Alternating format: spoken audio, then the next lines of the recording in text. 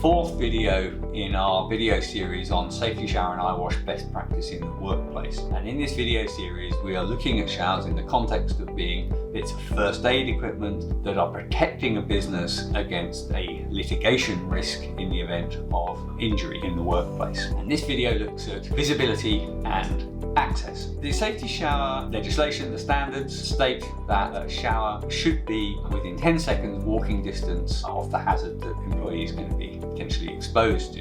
That equates to about 16 meters or so. What we've got to remember is that that person is likely to be in distress and they may possibly be confused because they're in pain or be visually impaired because they had an injury to the face. You've got to keep that strictly within 10 seconds of normal walking distance because it may take a lot longer for an injured person to get there. Also, the standards are quite clear that it should be on the same level as the hazard, so no going up ladders or going downstairs. Again, we need to think of this in terms of, someone that's injured and in distress and confused, so it doesn't make sense for them to be climbing ladders to get up to the shower. And if they do, then that piece of equipment could be deemed to be not sufficient and therefore your business is exposed to litigation risk. We also need to ensure that employees actually know where the showers are, so training is absolutely essential. But what about other factors? If we think of the worst case possible scenario for the particular environment you're in and how that may affect an employee actually finding the shower. So what if it's dark?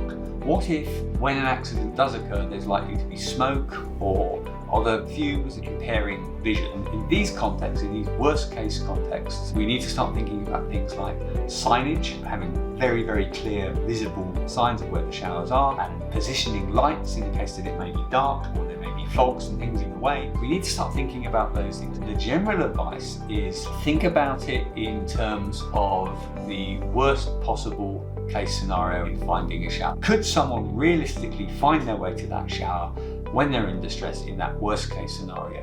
And if the answer to that is maybe or maybe not, then it's probably time to start thinking about positioning lights and things like that will actually aid people getting there, because if they can't find the shower, if they can't get to it in time and they can demonstrate that that was not possible, then again you're exposing or increasing that potential for litigation. Another really important thing to consider when looking at these types of features is the accident likely to occur when no one else is around. This greatly increases the need for having good visibility, because if there's co-workers around, then they can help their worker get into the shower. But on sparsely manned sites where there's night shifts and things like that, where there may not be other people around, this becomes really, really essential that we ensure that those showers are visible and easily accessible.